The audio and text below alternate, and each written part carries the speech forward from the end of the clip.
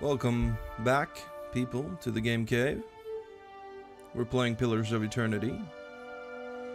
I finally got rid of that frame rate counter up in the upper right corner of the screen. To be honest, I use it so much that I forget it's there. So, well, it's gone now. It's not like you need it in an isometric game, right? We're not exactly pushing the boundaries here. Hold on. Let's have a look around Gilded Vale. We'll start with seeking shelter in the tavern. The Black Hound Inn. The windows are clouded with the haze of accumulated smoke and cooking grease. Oh, really?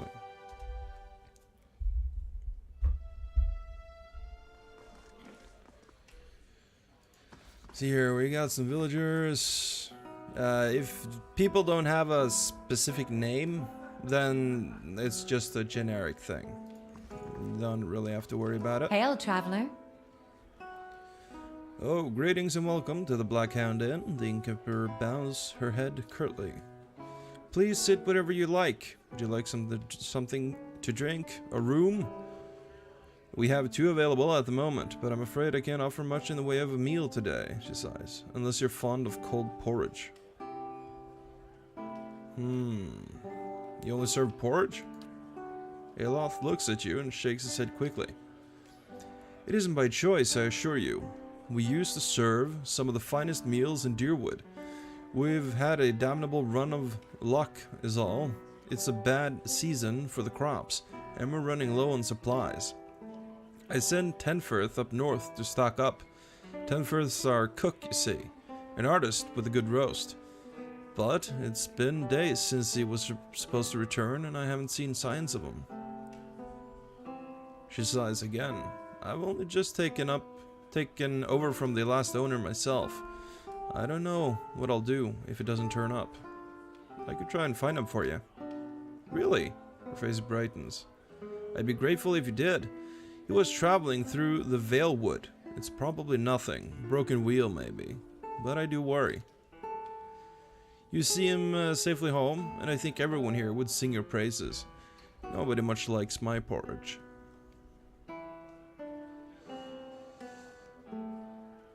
Let's see here. Right. So we could ask her about some reliable help. Anyone looking for work? That is, you can hire on NPCs. Just generic NPCs as party members. If you don't want Aloth in your party, you can hire on someone else yourself. If you're playing on Path of the Damned, I think that's just about a necessity due to how, well, you're power gaming at that point, right? You're not really role-playing the game anymore. And so you kind of need to optimize the stats. Right, let me see what you have for sale. Aloth opens his mouth, but seems to reconsider. Nothing for me, thanks. Of course, we're running a little short on goods these days, but we ought to have some more soon. She sells some beer, some milk, grain, and camping supplies. +5 max endurance, yeah, that's not worth it. Milk, +6 endurance for 10 seconds, +1 constitution for 150 seconds. I think I'd just take the damage reduction, really. This early on, that's pretty nice. Let's buy the beer. 36. Trade. Excellent. We can also access our stash here in the store inventory, so we can sell her all the things that we don't want. Like these hatchets, and these shields, and I think we can sell just about all of this. 165, pretty good. Right, we also got some armors. We'll sell that. Couple headgear that doesn't give us much of anything. Scroll of Tanglefoot. That's not a really good scroll, I seem to remember. We'll sell it. Sell the wolf hides as well. keep the torch for now. It might prove useful. Oh, 600 gold. That's not bad. Oh, that's bad though. Our inventory is now clogged full of junk. Alright. So, this is the tavern. Recruit adventurers. You gotta pay gold to recruit them. Level 1 adventurers. You can always recruit one level below your own. So, since we're level 2, we can recruit level 1. Once we hit level 3, we can recruit to level 2. And so on and so forth. We can also retrain our characters. By retraining, you just get to go through all the levels again. You don't get to recreate your character, so you can't change your class or anything like that. And party management. We can have up to 6 party members at any given time, or 5 besides ourselves. And, you know, our roster is right here. You can fill it with your own custom characters or whatever. Or you can recruit them as NPCs. Now, now here's the room. We can sleep in the common room for free. But I think I'd rather pay for a boost here. Perception is going to give us a boost to accuracy, and that's nice. +1 mechanics is also good for when we encounter locked chests and whatnot. Dyrwood's Pride is +2 resolve. +2 resolve is deflection. I don't think, well, we're not all that resolute character to begin with. Let's go for the accuracy boost. We'll rest.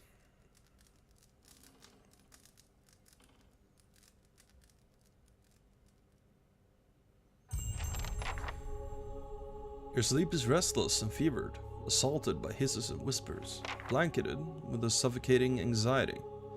You open your eyes to awaken and find yourself in front of Gilded Vale's gallows tree, the creaking of its ropes growing louder in your mind until the sound is deafening. Hanging from the tree is an old dwarf woman whose face has shriveled inwards like molding fruit. Her head hangs limply to one side. As you look at her, she looms larger and larger in your mind, till she is mere inches from your face. Suddenly, her head snaps up, and her eyes open, and they are empty, and behind them is a vast nothingness that makes your stomach drop. Her mouth slowly parts, and with a gust of rancid air she speaks a word. Watcher. You jolt awake. The foul smell of the dwarf's woman's breath still permeating your nostrils. Sweat running down your face in thick droplets, and your skin is soaked from head to toe. You remember the woman. You remember seeing her decaying face when you spoke to the magistrate. He called her an animancer. Though it fills you with new, queasy apprehension, you feel a strange compulsion to see this woman once more, if only to confirm that she's truly dead. And we get a whole bunch of XP. Nice. How far are we from a level now? Let's see. Ah, we're getting there. Getting close.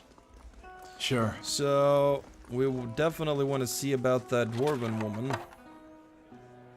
We also want to loot whatever we can find in here. Orland server. I didn't have much time for talking. Oh, scroll of fan flames, that can be handy. The development of a crucible knight. Part 2.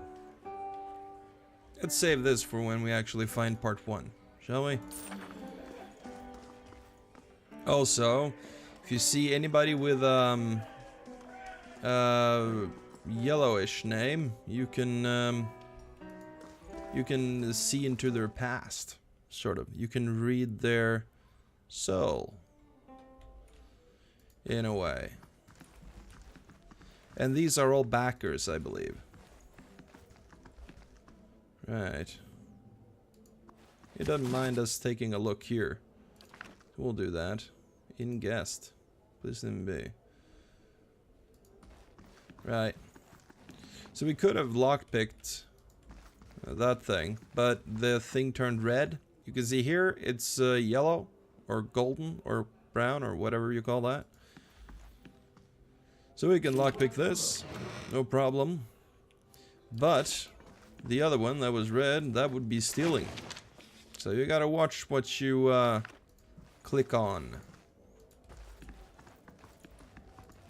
Let me just show you. See there? Now it's red. So we can lockpick it, but I think this ingest might, you know, take issue with that. These bones are covered by tiny bite marks. The sound stares intently at the covered window, his head cocked, as if waiting to hear a particular sound. He looks up when you approach and whines with a low note, tail wagging slightly. We'll pet the dog. The dog tail thumps happily against the floorboards.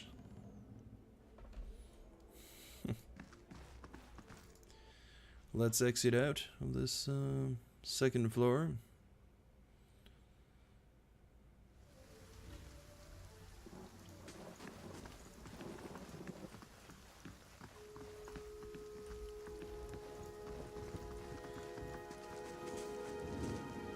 Then I told her that's not a pistol.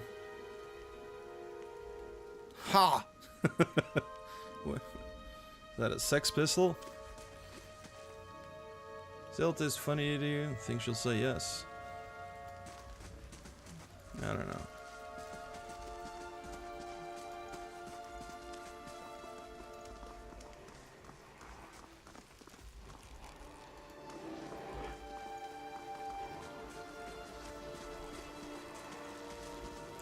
Let's, oh. Yeah, now she's glowing.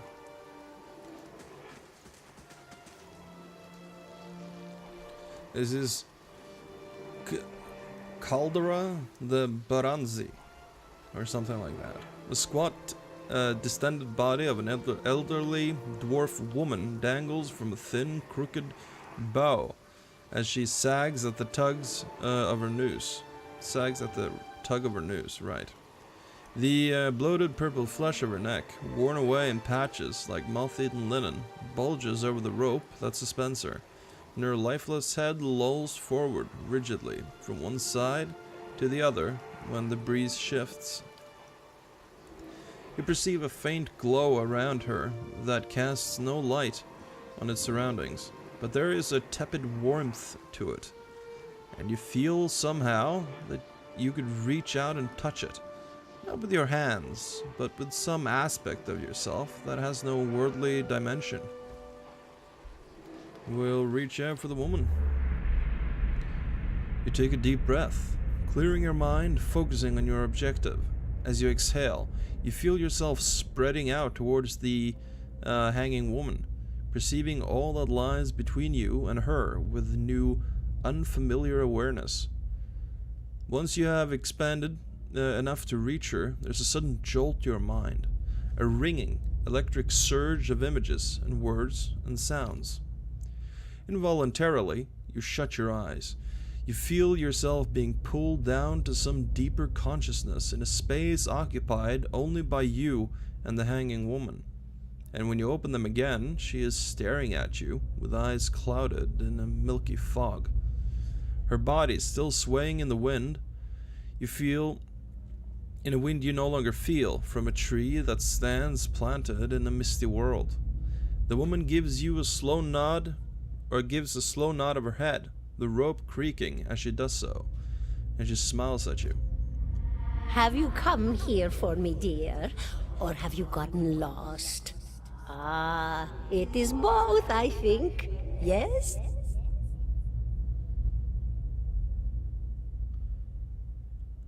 Am I imagining this? No, I think not. A pity that. It would be simpler. A mercy, even. To not have to wander anymore, no? Alas, we are here, you and I. Wherever here may be. How are you able to speak to me? Is that what we're doing? Perhaps it just seems that way. Perhaps it is the easiest way for your mind to make sense of it. I think it is a very good choice. I think I need to understand something that's happening to me. She nods, a look of pity on her face, as though consoling a child. The world looks a little different than it used to, is that it?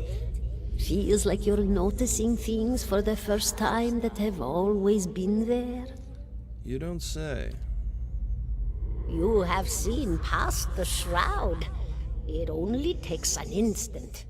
Your soul remembers, yes?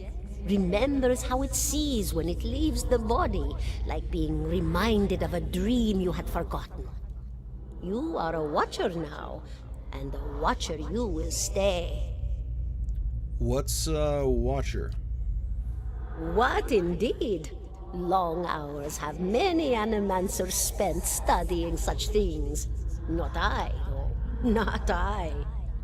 I'll tell you what I know, though, since fair is fair, and here we are visiting, you and I, and it reminds me of better times. Souls pass on. Some say through Audra stones, which are the blood veins of the world. They leave the world for a time and are reborn into it, sometimes more than they were before, but usually less and seldom the same. For all souls there is a time where they do not live, yet have not passed on, and those souls roam the world, same as you or I, either leaving or lost. But no one sees them because they have forgotten how. A watcher sees, though, knows what to look for. And sometimes they know a person just by looking at them, know where they've been in ages past when their bodies were other bodies. See memories even their owner can't recall. A wonder to behold when all goes well, a wonder! What do you mean when all goes well? Oh, nothing to be afraid of, I'm sure. It's just much to take in for some. Sometimes there's trouble sleeping or other difficulties. She smiles at you reassuringly, fanning out a tuft of long whiskers that sprout from one of her cheeks. You should see old Merwald. He could tell you much more than I. A watcher just like you. Helped many in his day. Took up in an old keep no one would claim. Not far, not far. Kadnua, beyond the Black Meadow. He will welcome the company. Okay. I think I survived the Biwik. Do you know what that would be? Or why that would be? Did you now, dear? My, that would be something, wouldn't it? Could be luck, could certainly be. A storm can be a careless thing. Or maybe it got its hands around your soul but couldn't pick it up. A soul can be heavy if it stayed in one piece through its time. Strong souls, we call them in the trade. Cold, I mean. Called them. Those days are all behind me, no? You said souls break apart over time? Oh, yes. Entropy. Rimagan's work. We know little of why or how. We lose pieces of ourselves when we die and pick up pieces of others when we are born again, but less than what we lost. We tried to stop it with the animantic sciences, but with little success.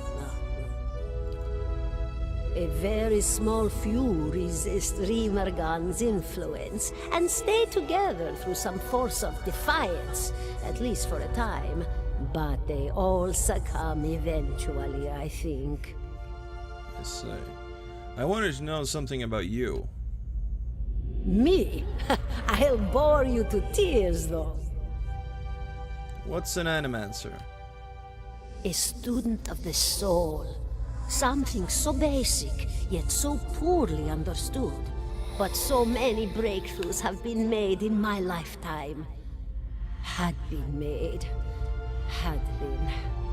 To hear the locals tell it, we're a gang of soul manglers that preys upon the weak-minded. And the worst of us are.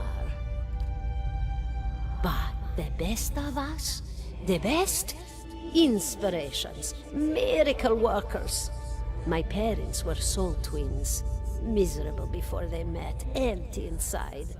It was an animancer who helped one find the other, turned their lives around. You wouldn't believe the stories. Amnesiacs helped to remember their lives. The suicidal brought back from the brink of oblivion. The elderly afforded extra moments to say their goodbyes. How soon we forget when we're afraid. It's a fascinating science. A fascinating time to be alive in a place like Dyrwood that does not control the research, no? I love the Vailian republics for many things, but their recent caution will leave them behind, I fear. What happened to you? She laughs, a rasping, choked crackle escaping between rows of buttery yellow teeth, causing her body to bob up and down with each spasm. Seeing your blank expression, she catches herself. Oh, come now. Such a question. As though the answer were plain as a rope tied for strangling. Allow an old dwarf her last bit of cheer. Well, I came where I was needed, didn't I? Offered my services to Lord Radric for a pittance. A humble pittance. I was to examine the Lord's wife, see why the gods have seen fit to poison her womb. Studied her for months, looked high and low for impurities, tested her valence, the permeability of her essence. Do you know what I found? Tell me. Nothing at all. A healthy woman, head to toe, blessed with a beautiful soul. Such a sweet woman, too. Meek, but warm-hearted. A few months' time, and the lord of the house demanded answers. For a time, I told him what he wanted to hear. Oh, yes, my lord. She is riddled with imbalances. I must have time to cure her. As the birth drew near, he grew impatient, as lords do. And this is where I've ended up. Well, maybe you shouldn't have let him on. How about that? Alright, farewell. Goodbye, my dear. It was lovely visiting. Caldara. Right, Caldara. Closes her eyes and her head slumps forward over the noose, and your surroundings seems to bleed into your vision from some unknown place of waiting. Bear was granted the crucible of the soul. We'll check out that later. Aloth looks at you through narrowed eyes. Are you alright? You seemed lost just now. I'm a watcher, apparently. The arched eyebrows recede into his hood. Well, that is interesting. He gives you a sly grin. And I expect that explains how you survived the Bewick, In any case, I appreciate your honesty. Since we're traveling together, it's probably wise for us to share such things. Do you know anything about Watchers? Only that they're rare, and that they seem to have unique insights into certain soul conditions. He coughs, as you just demonstrated. Let us continue on. And we leveled. Fantastic. Let's see. One more point in survival should get me that damage reduction. +2. I would like that healing multiplier, but that's not gonna happen. Let's put 1 point into athletics as well then. Okay, and we get to choose a barbarian abilities. Every other level you get to choose class abilities. And other times, you get to choose, like every even level, you get to choose your, like, basic feats. Like weapon proficiencies and shit like that. Now, Savage Defiance will give us a lot of healing. And that is awesome. Blooded causes the barbarian to lash out when in pain, granting bonuses to damage for as long as his or her endurance, remain under 50%. So this will make me even better when I'm close to dying. That's cool. Barbaric Yell lets out a terrifying yell, frightening enemies in the area of effect. Right, I don't care about that.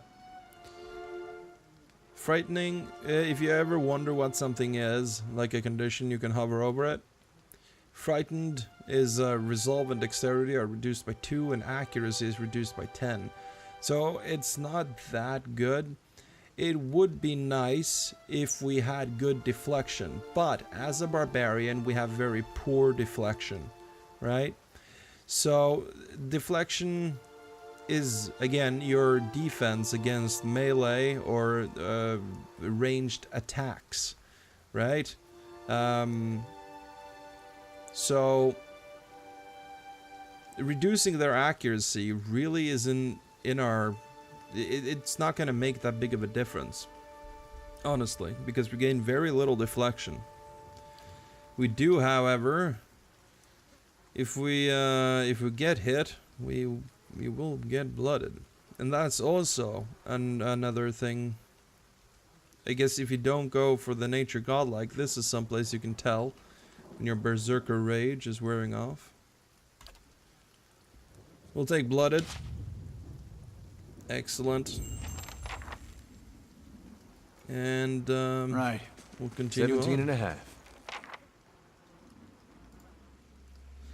The smell of pipe smoke, at once earthly and sweet, winds its way into your nostrils.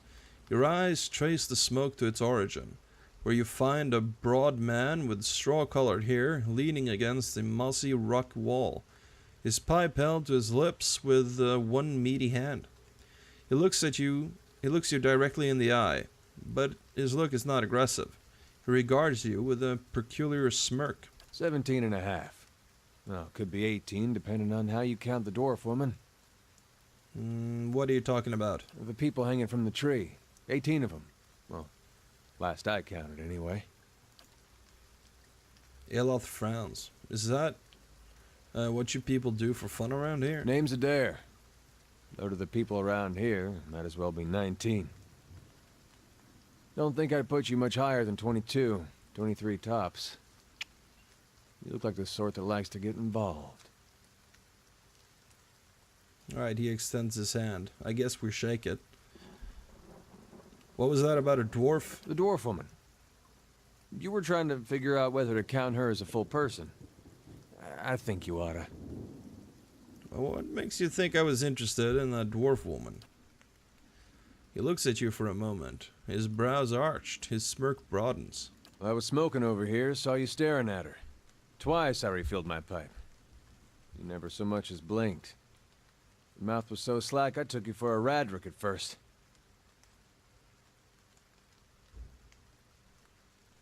Do you know what a watcher is? Careful, friend.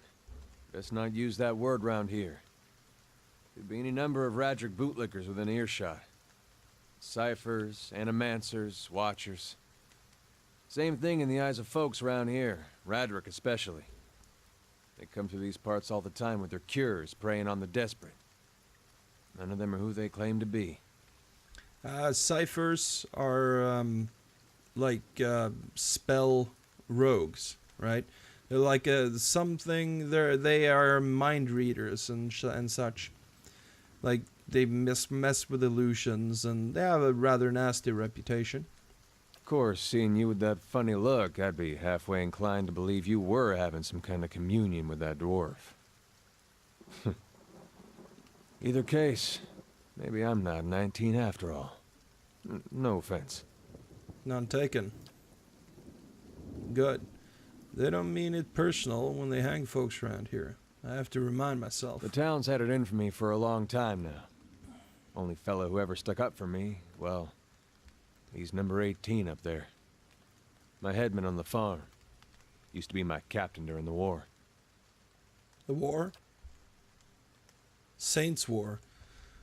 Only one in my lifetime. Fella decides he's the living incarnation of Aethys, overthrows Red Saris, marches on Dyrwood. So we gave him a Dyrwood and hello. What's a Dyrwood and hello? We blew him up. He smiles at this, but the smile is one of recounting a joke for effect rather than enjoyment. Who is Aethys? A god of rebirth and redemption, formally anyhow.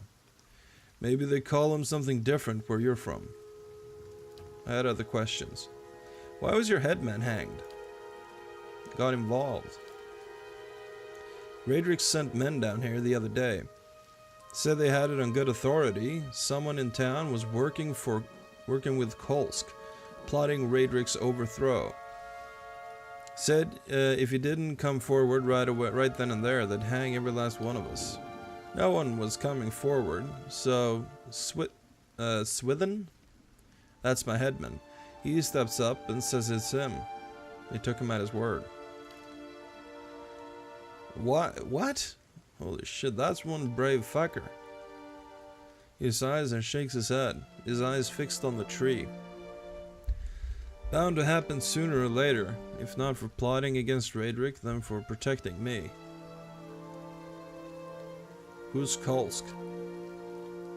Someone who got tired of all the hangings. He's on the run now. Probably will be till they catch him. And what does this town have against you? Picked the wrong god. That's what it comes down to. Used to be a lot of Aethys worshippers in Gilded Vale. That mess of rocks over there, that was a temple to him, to give you some idea. Then one day, somebody named Widewind shows up on Dyrwood's doorstep. Says he's the living flesh of Aethys. Got an army with him. Suddenly, Aethys isn't so popular in these parts. My brother Woden and me, neither of us believed it. No way was that Aethys. He enlisted, and then I did too. But, he didn't make it back. After the war, people took to punishing Aethys worshippers, accusing them of treason. Got real ugly, especially after the legacy started. Folks needed someone to blame. I was safe because I fought, but then this rumor starts that my brother, that he was on the wrong side. And I wasn't so safe anymore. Until my headman stepped in and said they'd have to hang him to get to me. Seems that's no longer a concern. Of course, the townies don't do the hanging these days, but when Radrix's men come, they got no problem doing the pointing. Aloth glances at you and lowers his voice. You can see why I was eager to leave. Yeah. So, if you're next to be hanged, what are you still doing here? He gives a half smile, drinking mostly. Point of fact, I was on my way out. I just haven't figured out where I'm going yet. Not a whole lot of places out there that doesn't think Widewind's legacy started with Widewind. I see. We could travel together. Where are you headed? Someplace called Cadnua. There's an old watcher there who might be able to help me. Seem to remember hearing something about that years ago. He tamed that place. People would seek him out for all kinds of things. Troubles of the soul, questions for the departed. Of course, that was back when you didn't have to say watcher with a hush on your breath. A man such as that, there'd be things I'd want to ask him. Don't know why I never thought of it before. Not sure how I feel about setting out with a stranger, and a strange one at that. But truth be told, you might be the only one in town who wouldn't feel some relief seeing me swing from that tree. There's a fine reason, if I ever heard one. All right, then. Guess I'll do some sightseeing. Long as you're not the one picking the sights. He tilts his head towards the tree. Gives you a pointed look. Alright, let's get going. So just to sort of decompress Because that's a lot of information all at once. It had me very confused when I first started to play this game, because it kind of zoned out in the middle, and then finding my way back to the thread was well, it proved difficult. So there was a god or a guy who claimed he was Aethys. He's Wide One, and they killed him. They basically felled him in battle. Blew him up, as it said. And ever since, there has been strange things happening with the Hollowborn, right? Children born without souls. And the curse itself is called Wide One's legacy. And people believe it started because they killed Wide One. So that's why Adair is also under suspicion, because people think his brother served with Wide One. So let's level Adair up. We want him to get athletics. That's for sure. He has the received healing multiplier, and I guess that's good enough. Let's give him athletics as much as we can. Athletics again will boost your second wind ability, so it allows you to gain some, regain some of your hit points in battle. And we got some talents. Now, Adair has knockdown, and we can get bonus knockdown, which, yeah, it gives us an additional use, so we get 3 per encounter instead of 2. Knockdown is very good.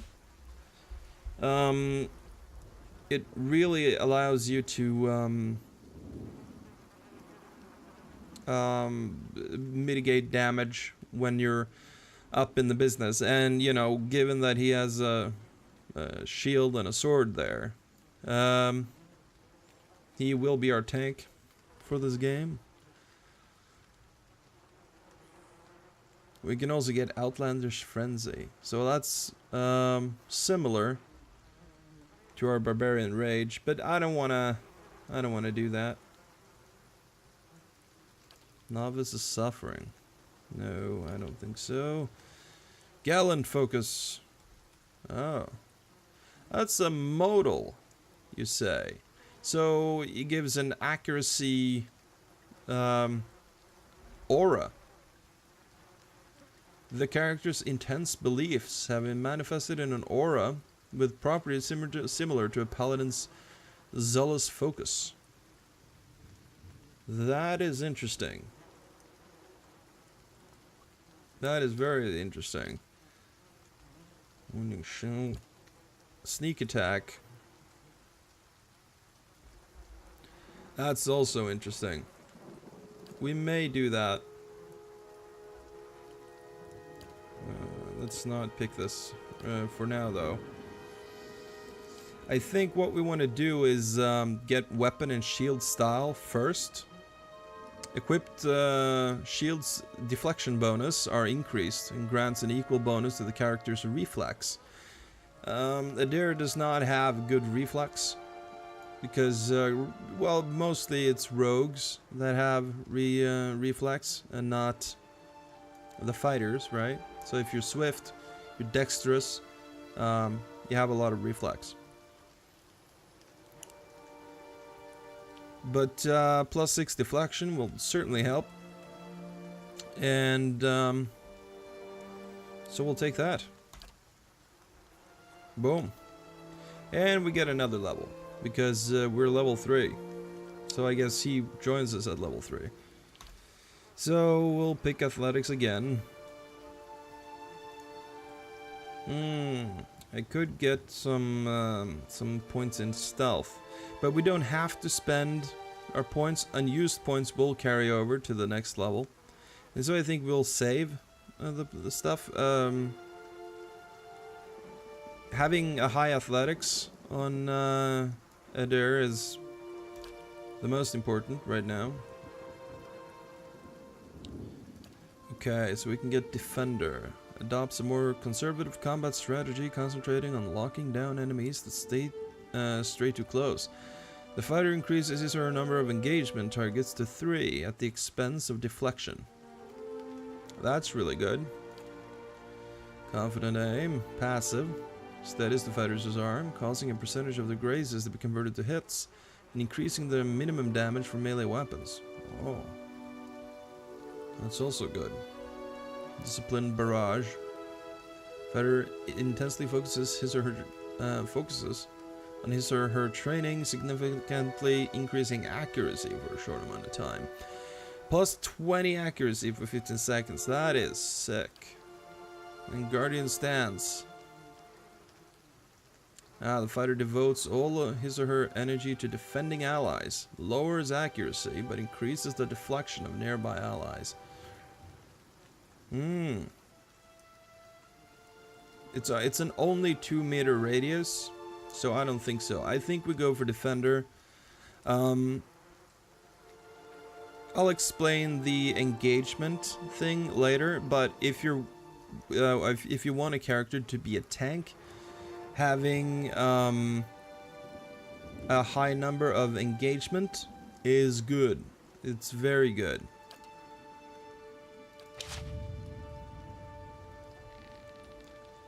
Awesome. And I think that about does it for this episode. So we didn't get to explore a lot of Gilded Vale yet. But we will want to do that next episode for sure. There was a lot of story stuff. Bring Adair to speak with Merwold. Find Tenfirth, the cook. And that's in